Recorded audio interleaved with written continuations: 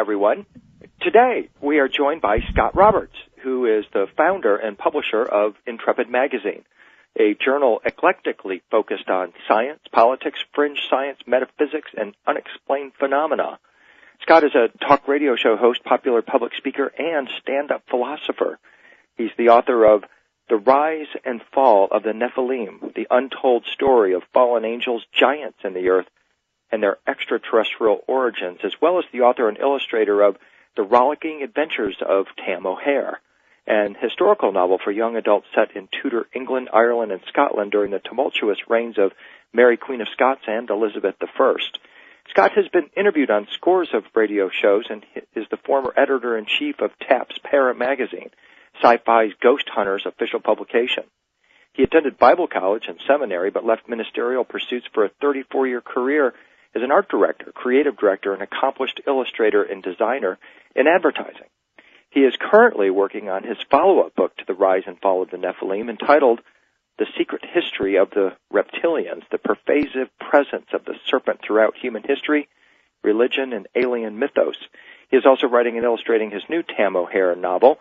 He lives with his wife and children just across the border from the outskirts of the Minneapolis-St. Paul metro area in rural Wisconsin.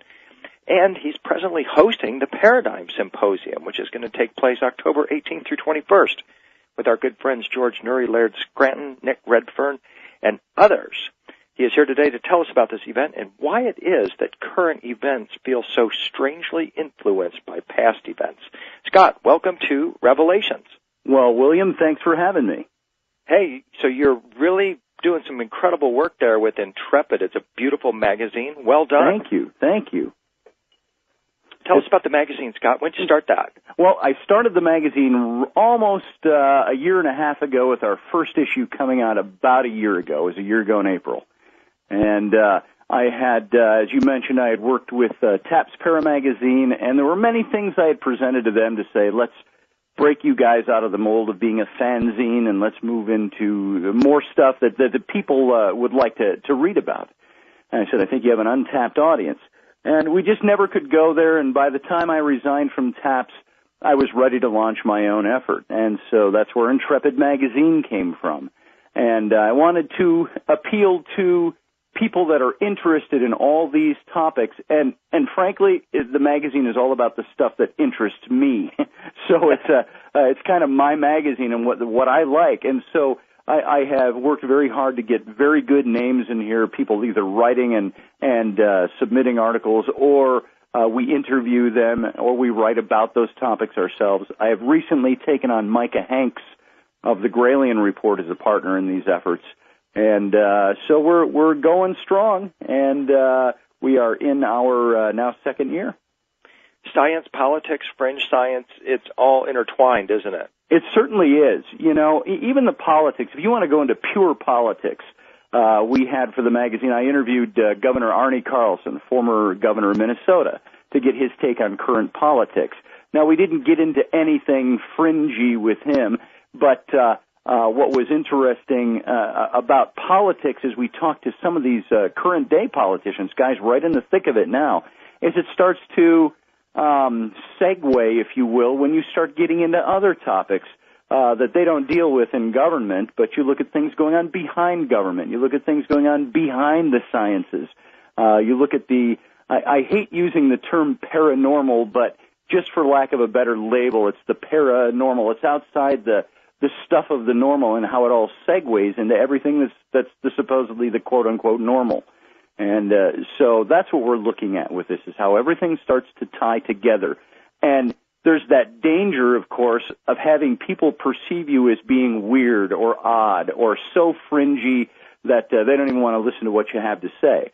So we try to temper everything by being as down-to-earth, as grounded as possible, as dealing with as much fact as we can, and then presenting. If you show yourself as being fairly credible and presenting credible information, then you throw incredible information into the mix, it seems to be accepted a little easier at times.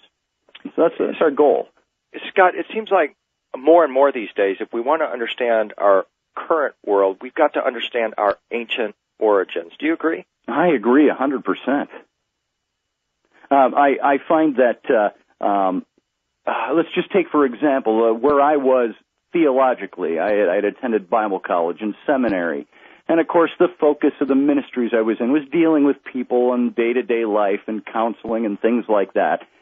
But when it got into the theological mix, I started to find, and this is why I kind of drifted away from that organized, very fundamental, conservative denomination that I was in.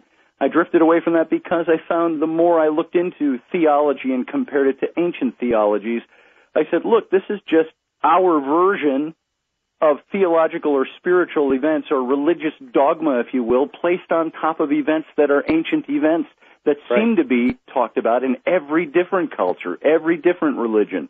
And I started to see all these circles that used to be so far apart from each other all starting to merge at the edges. And so it made me take a step back. I had to step outside the box and look back in and say, this all, if you go to your ancient past, you're finding that everybody's telling the same story. And do you find, Scott, that some of the ancient beings, ancient influences are with us today? You know, I am. I am one of those guys that will listen to people who have the experiences, that will listen to the metaphysical side, if you will, of these things, the spiritual side of things. I can't deny that those exist at all. I listen to people talk about that. I crave digging into their experiences because I personally haven't had the experience.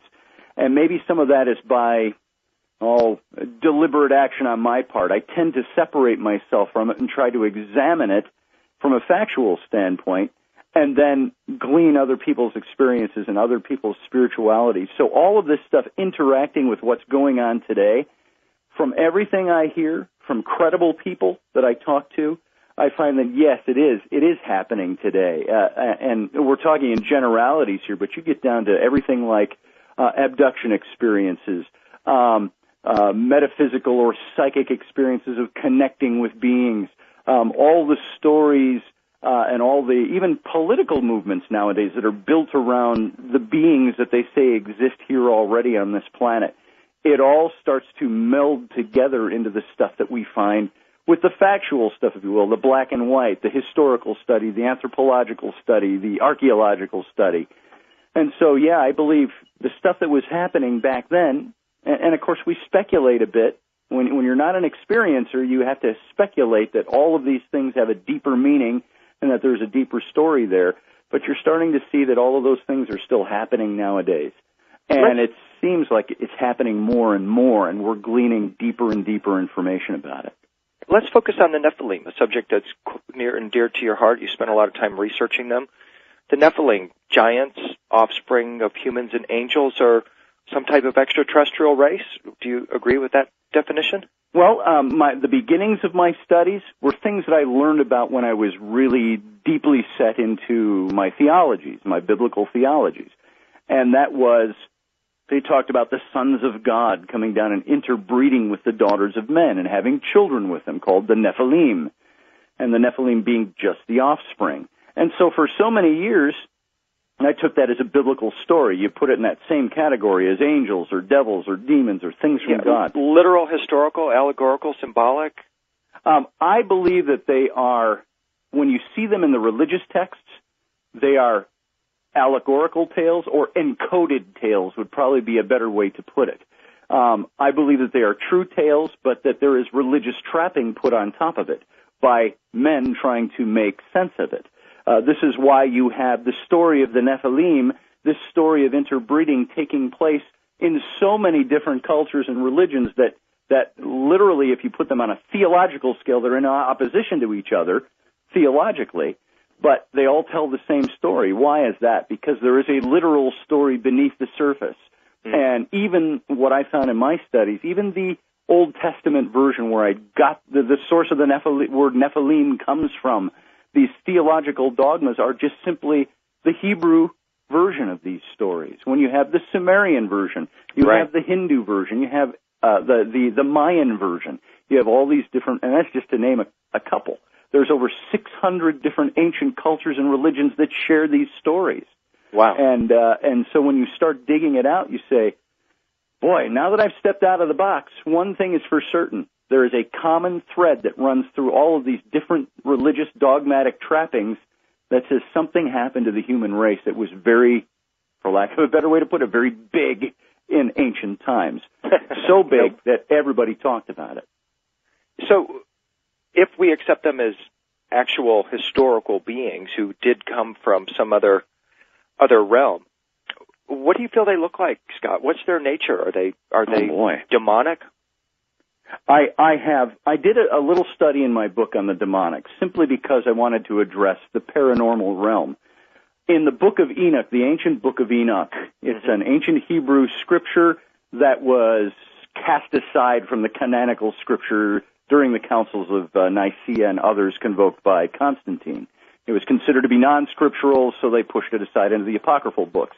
According to his book, there's a big section that speaks of the ghosts or the spirits of the Nephilim who died on the earth, who died as a result of the great flood of Noah, as mentioned in the Hebrew Bible, which, by the way, is another common thread to all of these stories, a great catastrophic flood connected to many of these accounts. And it's saying that the spirits of these beings, of the Nephilim, because they were born on the earth, it says, they shall remain on the earth. While it talks about the sons of God, the Elohim, being not of this earth, so they're not bound here, their offspring are, because they were born here, and that these would be the evil spirits that would plague mankind throughout time. That's according to the book of Enoch.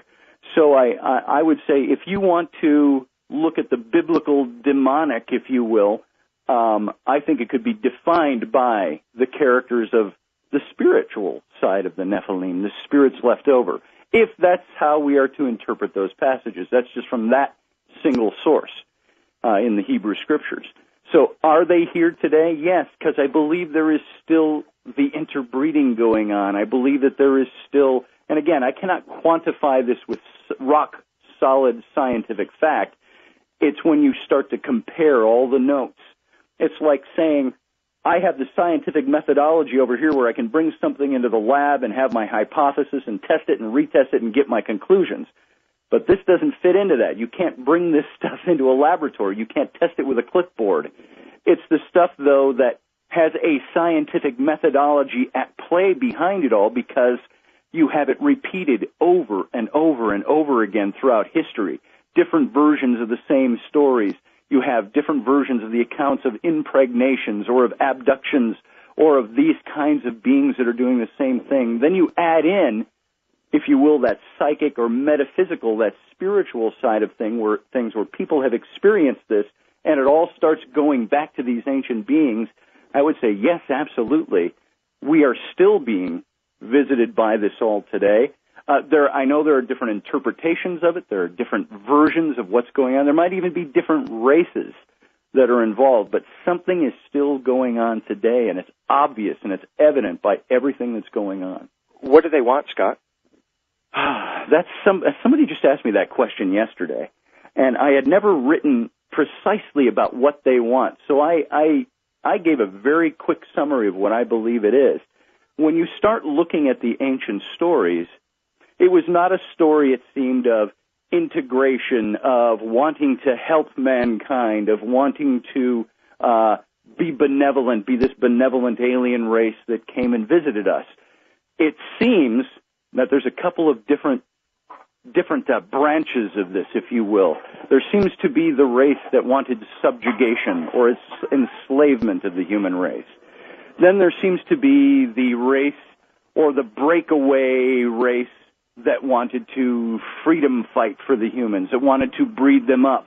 Had a conversation a couple of weeks ago with Whitley, who suggested to me maybe there was even a breeding down, that loss of memory, that corporate encoding of something that has sealed off the truth to us. And we're just starting to come to the place where, after years and years and centuries of trying to uncover these things, we're starting to see it resurface. So what did they want?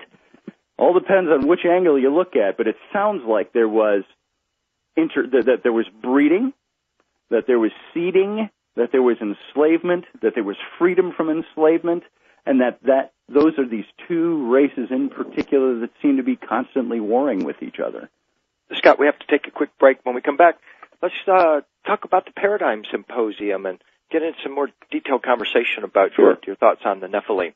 This is Revelations. We'll be right back. Did you know that William Henry's going to Peru in October? Well, that's right, and it's going to be an extraordinary journey. He's led other spiritual journeys to power places in Egypt, of course, in France, in England, in Ireland, and Scotland in search of secret teachings about human transformation and the star doors and gateways to eternity. And this is going to be as extraordinary an experience for the people who come with William as all of the other tours have been. Don't miss this. It's time for Stargate Peru. Go to williamhenry.net to find out more. You're listening to the Revelations of William Henry. You think that what subscribers to UnknownCountry.com get is just an archive or a rehash of what you can hear for free? Not quite true. Listen to this.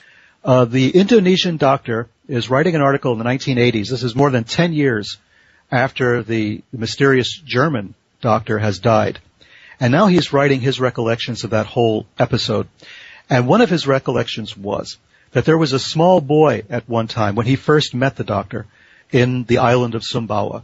There was a small American boy living with him. And that small American boy turns out to have the same name as a serial killer in the United States who was obsessed with Hitler, who was the right age, and who was executed in 2010. Listen to this in the subscriber section. It is quite incredible, as is so much of the additional information that we offer.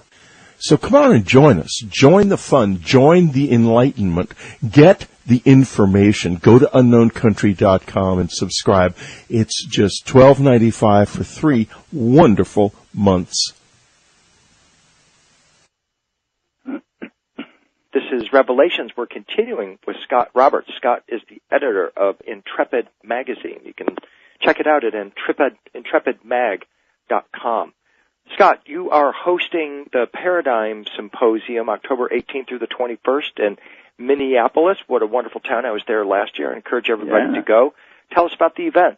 Well, the event is kind of a culmination of all these things, and it really kind of fell into our laps and became something out of just a lark of an idea.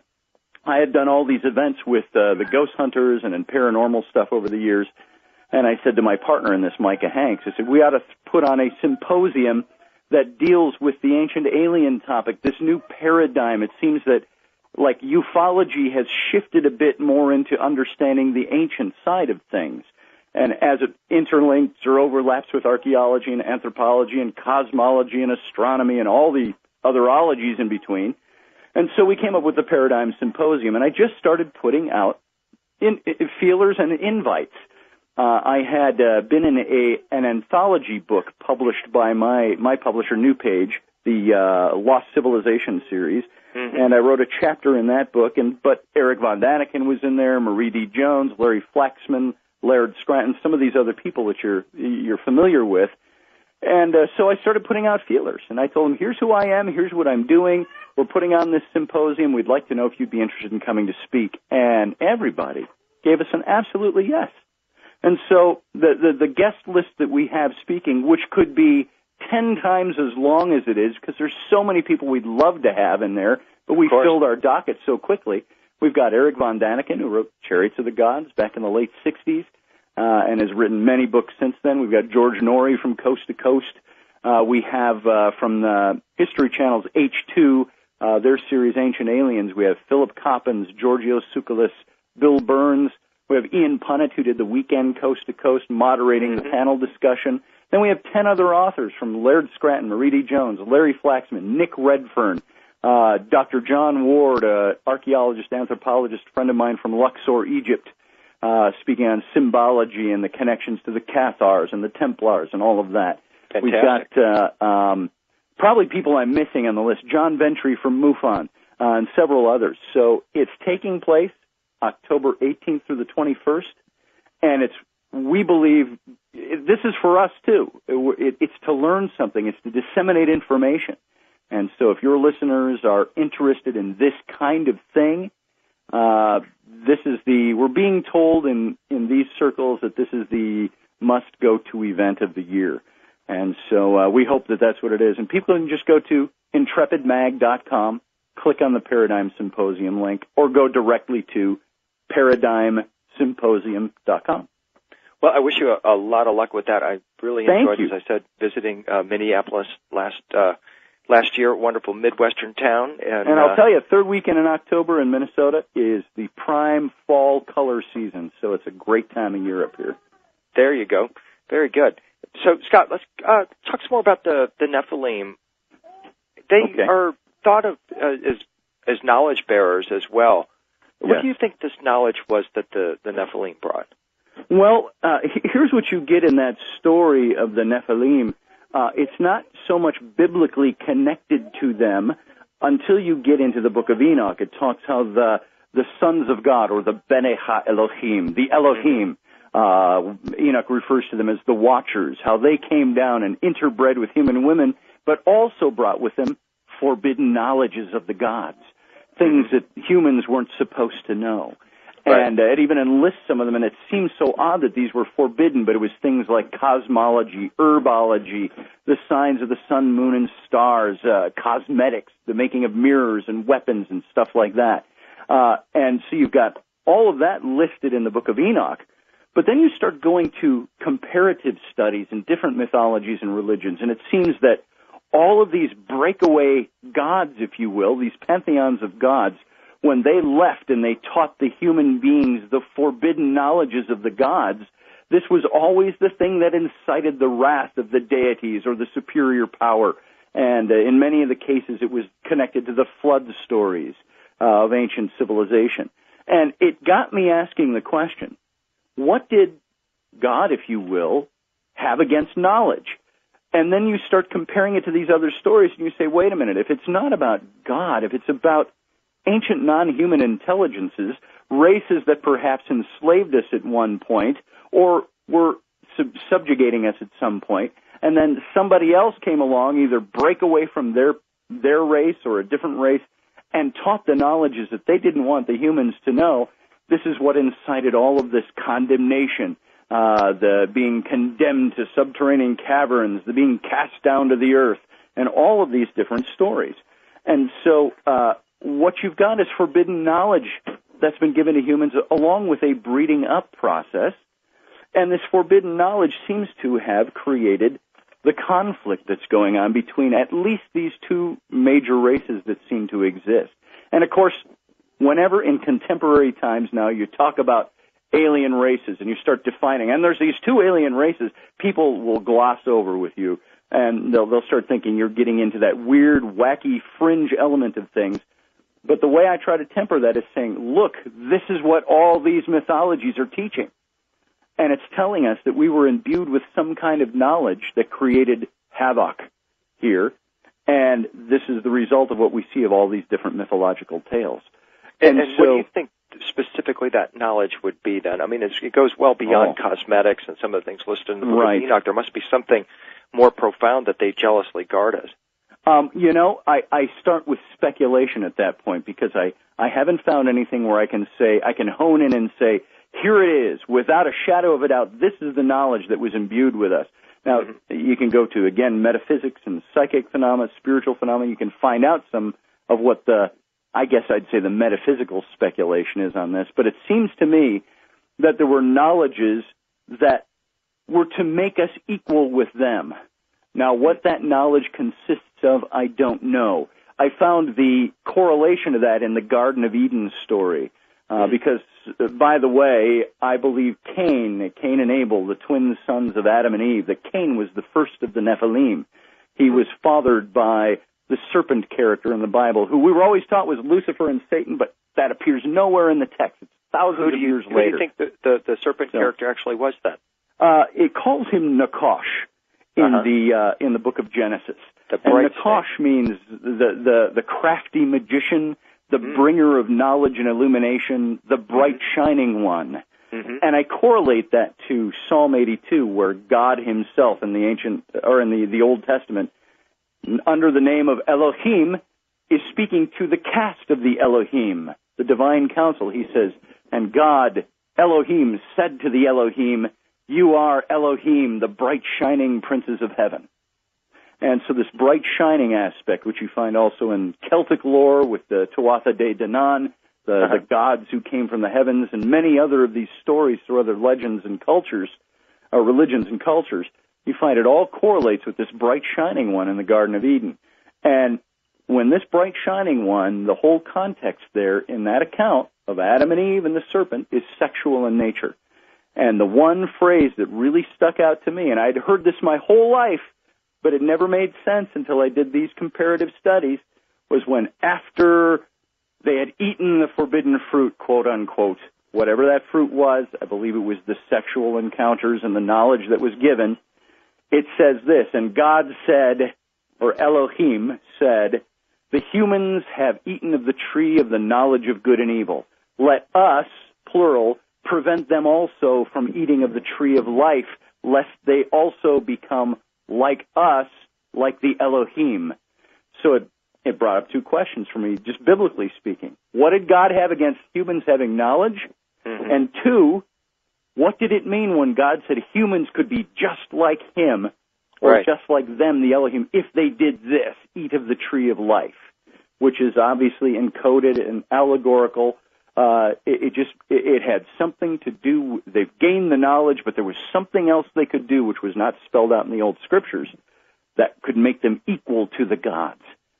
And that raised great questions for me, because then again, it started overlapping with so many other religions and cultures.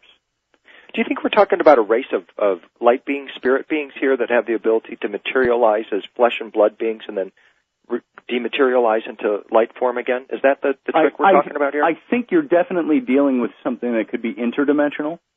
I think you're dealing with character, and again, that's too empirical a statement for me to make. I don't have proof of that. I think at least some of this you're dealing with interdimensional characters because they cannot be detected. They come into people's dreams. They come into people in the middle of the night and take them away and bring them back. And there's all these abilities they seem to have. You've got your subterranean dwellers. I was just speaking with Barry Fitzgerald from Ghost Hunters International, wrote a book, In the Mists of Gods, where he's talking about the things that dwell beneath our feet. And he did all this cavern exploration all around the world and finding the voices that call out to you, the things that correlate to the old Celtic mythologies of the fairy folk and how they would dwell in the underground caverns and speak to you. You've got the Tuatha De Danann again, the bright shining gods from heaven who came down and intermingled with humans and taught forbidden knowledges, and after the wars they were driven into the hollow hills, the subterranean caverns, and became known as the Elven folk. And you've got all these mythologies that start to speak of all of this stuff. Again, did Jesus duke it out with the Nephilim, do you think, or could they have been part of those righteous souls from the Old Testament times that he retrieved from the underworld? You know, it does say in Christian theology that during those 3 days between death and resurrection, he descended into the bowels of the earth. Limbo. Into Hades, it says at one point, and that he communed with the saints who had gone on before. And, of course, this is all Christian lingo put on top of these stories, Christianized language. I've always wondered about Jesus himself, and I'm in the midst of trying to dig out information on this all right now while I'm writing this second book, so I'm right in the middle of it. But the idea or the notion that Jesus as the Son of God, he's called in the New Testament, has any correlation to the sons of God, the Bene HaElohim of the Old Testament, and this cast of divine counsel. And that if Jesus himself, if he were indeed, quote-unquote, divinity as the New Testament puts it, perhaps he is one of these Elohim, one of these beings. Well, as Moses lifted the serpent of healing in the wilderness, so must the Son of Man be lifted. So it seems to be indicating right there he's of this race. And what's very interesting is that serpent that he lifted in the wilderness is the same base word as Nakash, the serpent in the garden. Exactly. So we must be uplifting the Nephilim bright shining one.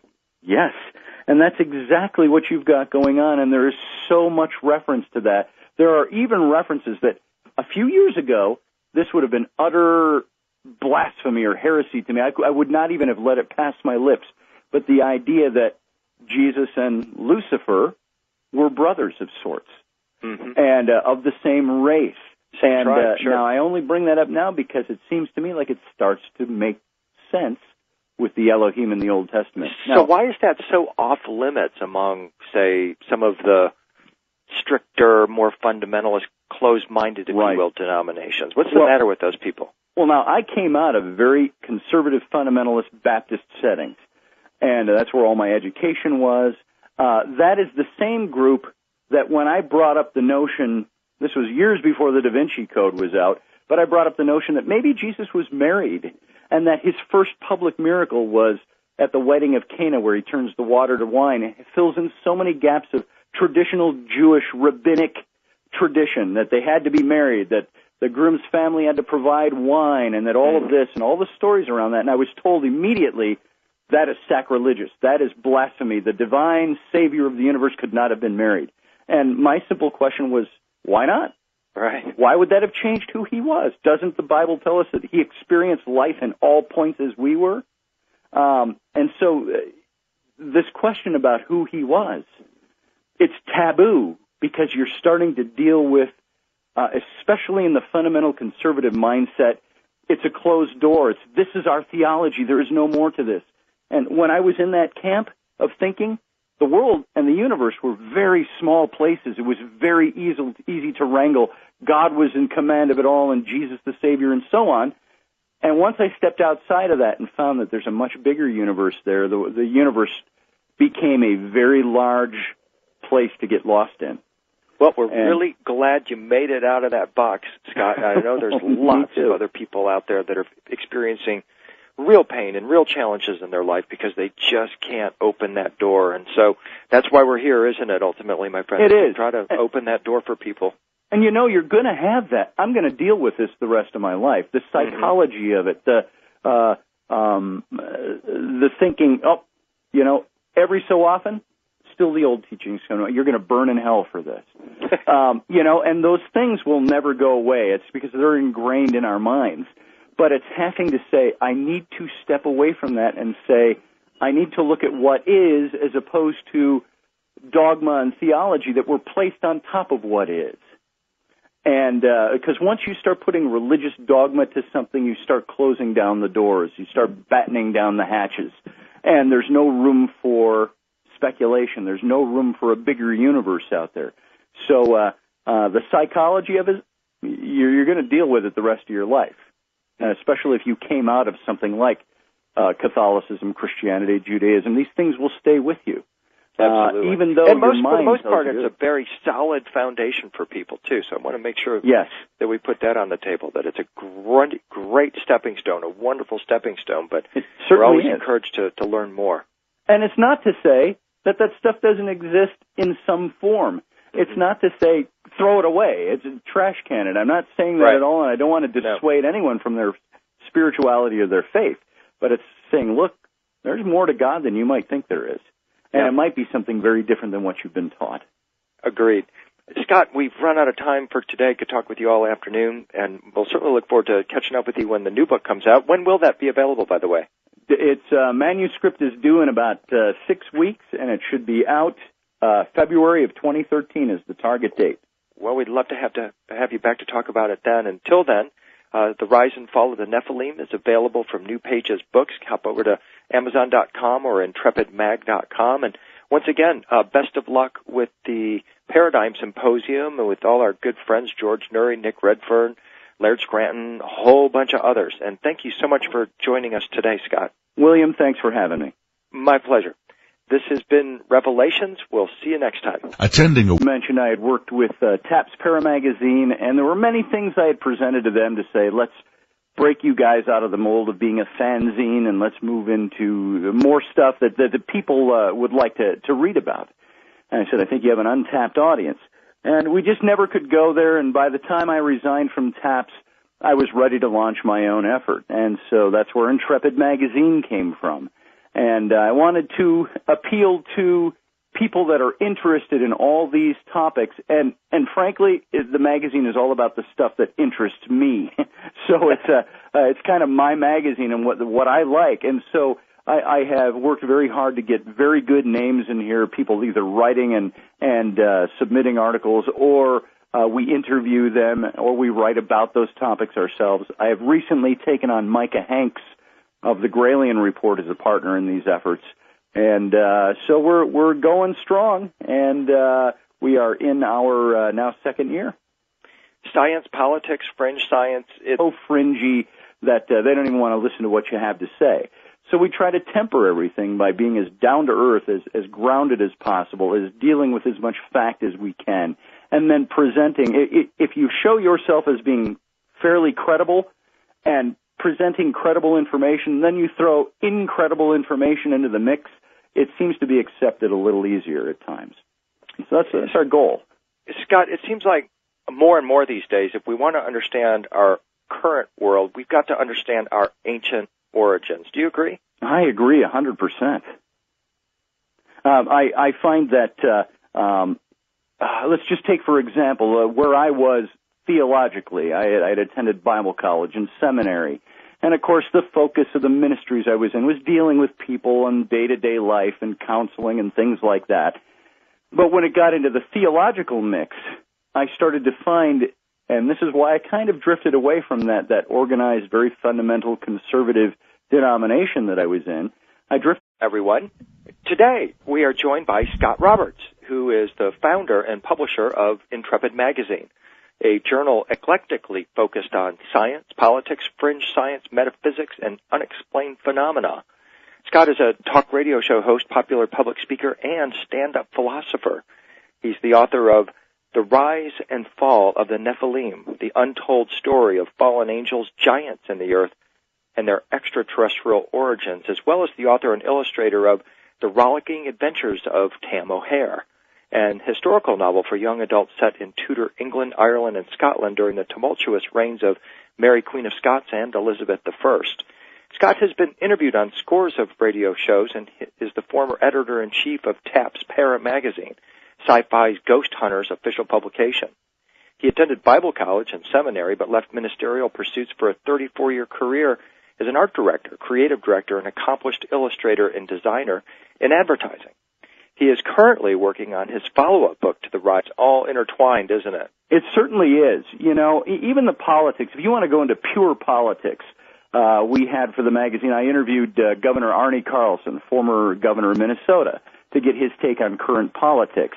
Now, we didn't get into anything fringy with him, but what was interesting about politics is we talked to some of these current-day politicians, guys right in the thick of it now, is it starts to segue, if you will, when you start getting into other topics that they don't deal with in government, but you look at things going on behind government. You look at things going on behind the sciences.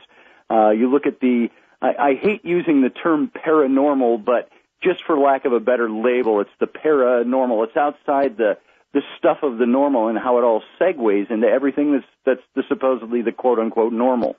And so that's what we're looking at with this, is how everything starts to tie together. And there's that danger, of course, of having people perceive you as being weird or odd or so. And Fall of the Nephilim, entitled The Secret History of the Reptilians, the pervasive presence of the serpent throughout human history, religion, and alien mythos. He is also writing and illustrating his new Tam O'Hare novel. He lives with his wife and children just across the border from the outskirts of the Minneapolis-St. Paul metro area in rural Wisconsin. And he's presently hosting the Paradigm Symposium, which is going to take place October 18th through 21st with our good friends George Nury, Laird Scranton, Nick Redfern, and others. He is here today to tell us about this event and why it is that current events feel so strangely influenced by past events. Scott, welcome to Revelations. Well, William, thanks for having me. Hey, so you're really doing some incredible work there with Intrepid. It's a beautiful magazine. Well done. Thank you. Tell us about the magazine, Scott. When did you start that? Well, I started the magazine almost a year and a half ago, with our first issue coming out about a year ago. It was a year ago in April. And I had, as you